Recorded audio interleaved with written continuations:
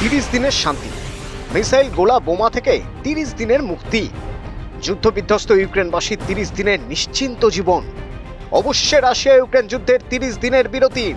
আমেরিকার মধ্যস্থতায় সৌদি আরবে বৈঠকে ইউক্রেন মেনে নিল সাময়িক যুদ্ধবিরতি। বল এখন পুতিনের কোর্টে। আমেরিকার তোলা 30 দিনের যুদ্ধবিরতি প্রস্তাবে রাজি হয়েছে ইউক্রেন। হোয়াইট হাউসের বিবাদ ভুলে দুই দেশের আলোচনার ফলকে স্বাগত জানিয়েছেন ডোনাল্ড ট্রাম্প। জেলেনস্কির নমনীয় মনোভাবকে স্বাগত জানিয়েছেন আমেরিকার প্রেসিডেন্ট। 3 বছরের যুদ্ধের পর শেষমেশ রাশিয়ার সঙ্গে যুদ্ধবিরতিতে রাজি হলেন ইউক্রেনের প্রেসিডেন্ট ভ্লাদিমির জেলেনস্কি। সৌদি আরবের জেড্ডায় আমেরিকা ইউক্রেন বৈঠক শেষে এক যৌথ বিবৃতিতে জেলেনস্কির সম্মতির কথা জানানো হয়েছে। আমেরিকার বিদেশ সচিব মার্কো রুবিও আরও জানান, আমেরিকা ইউক্রেনকে পুনরায় সামরিক সহায়তা এবং গোয়েন্দা তথ্য দিতে রাজি হয়েছে এবং রাশিয়াকেও যুদ্ধবিরতির প্রস্তাব দেওয়া হবে।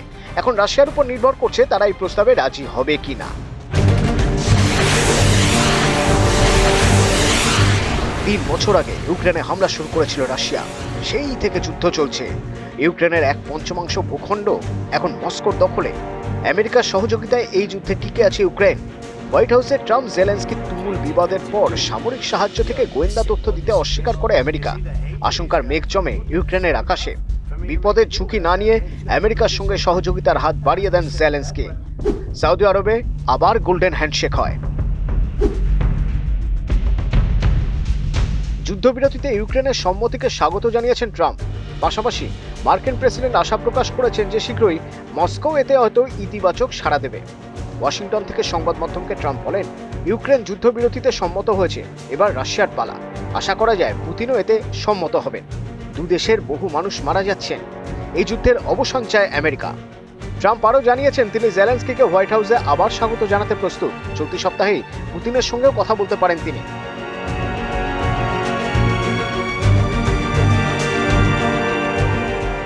বেশ কিছুদিন ধরেই রাশিয়ার সঙ্গে যুদ্ধবিরতি নিয়ে কিভের উপর ক্রমাগত চাপ সৃষ্টি করছিল আমেরিকা।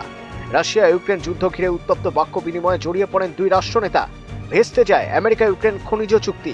মধ্যাহ্নভোজ না করেই হোয়াইট হাউস থেকে বেরিয়ে যান ইউক্রেনের প্রেসিডেন্ট। তারপর থেকেই রাশিয়ার সঙ্গে যুদ্ধ বন্ধ করতে ইউক্রেনকে চাপে রাখতে একের পর এক সাহায্য বন্ধের ঘোষণা করেন ট্রাম্প। এই পরিস্থিতিতে ইউক্রেনের সাহায্যে এগিয়ে আসে ইউরোপীয় ইউনিয়ন। পরে অবশ্য জেলেনস্কি জানান, ওই পরিস্থিতি তৈরি হওয়ার জন্য তিনি অনুতপ্ত। রাশিয়ার সঙ্গে সংঘর্ষ বিরতি নিয়ে আমেরিকার সঙ্গে আলোচনায় বসতে তিনি রাজি। ইউক্রেনের যুদ্ধবিরতিতে সম্মত হওয়ার সিদ্ধান্তকে স্বাগত জানিয়েছে ইউরোপীয় ইউনিয়ন। ইউরোপীয় কমিশনের president Ursula von der Leyen বলেন, এটি একটি ইতিবাচক অগ্রগতি। ন্যায্য ও স্থায়ী শান্তি প্রতিষ্ঠার ক্ষেত্রে এই পদক্ষেপ ইউক্রেনকে আরও এক ধাপ এগিয়ে দিল। যদিও সৌদিতে বৈঠকের আগেও ইউক্রেনের উপর হামলা বন্ধ করেনি রুশ বাহিনী। ইউক্রেনের রাজধানী কিভে রাতভর চলেছে বিমান হামলা।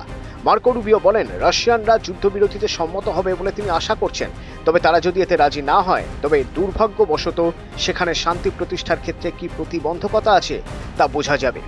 যুদ্ধবিরতির প্রস্তাবে কতটা সম্মতি জানাবেন পুতিন, তাকিয়ে বিশ্ব।